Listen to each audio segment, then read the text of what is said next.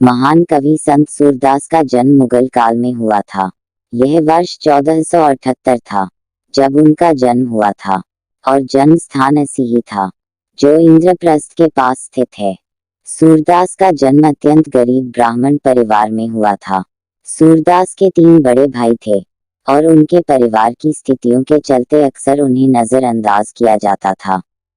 जब वे 3 वर्ष के हुए तब उन्हें सूर नाम मिला, जिसका अर्थ अंधा होता है।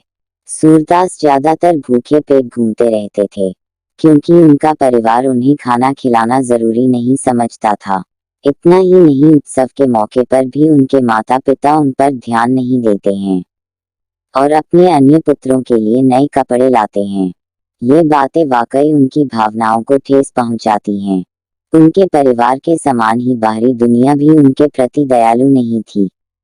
दूसरे बच्चे उन्हें चिढ़ाते थे और जब वह रोते हुए अपनी माँ के पास आते थे तो वह उसे डांटती थी। यहीं से उनका सामान्य जीवन शुरू हुआ। एक दिन गायकों का एक समूह भगवान कृष्ण की स्तुति गाते हुए गांव से गुजर रहा था। संगीत सुनकर सूरदास को आनंद की अनुभूति हुई, जैसा उन्होंने पहले कभी महसूस नहीं किया था। भगवान कृष्ण के भजनों की खुशी में वह अपना अंधापन भूल गए और खुद से वादा किया कि एक दिन मैं गाना सीखूंगा। हालांकि जब सूरदास ने अपने पिता से अपने भाई के साथ ही उन्हें भी पढ़ना और लिखना सिखाने के लिए कहा, तो उनके पिता ने कहा, चले जाओ, तुम अंधे हो, पढ़ नहीं सकते। ऐसे ही कुछ दिन बीत गए और गायकों का एक और समूह भजन गाते हुए और भिक्षा मांगने के लिए गांव से गुजरा रहा था। जब वे सूरदास के घर से गुजर रहे थे तो वह उनके साथ हो गया। जब रात हुई तो वे सभी विश्राम करने के लिए रुके और झील के नजदीक ही ठहरने की व्यवस्था की।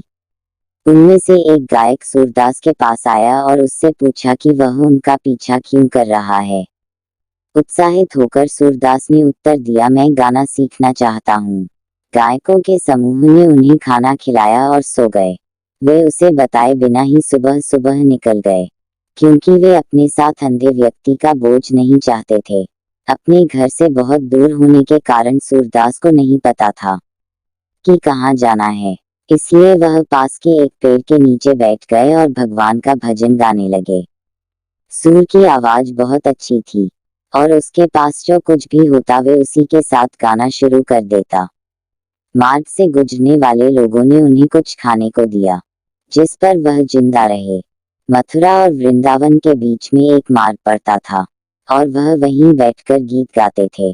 साथ ही यह यात्रा के दौरान शिविर लगाने के लिए भी एक प्रसिद्ध स्थान था।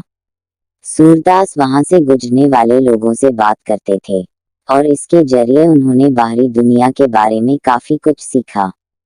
ऐसे ही समय बीतता गया और सूरदास 14 वर्ष के हो गए।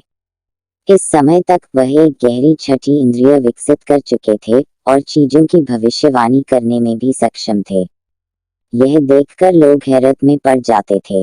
एक दिन जब ग्रामीणों ने एक जानवर खो दिया तो वे मदद के लिए सूरदास के पास ही आए और सूरदास ने उनका सही मार्गदर्शन किया। इसके तुरंत बाद लोगों ने उनके गायन में साथ देने के लिए उन्हें संगीत वाद्य यंत्र भेंट करना शुरू कर दिया।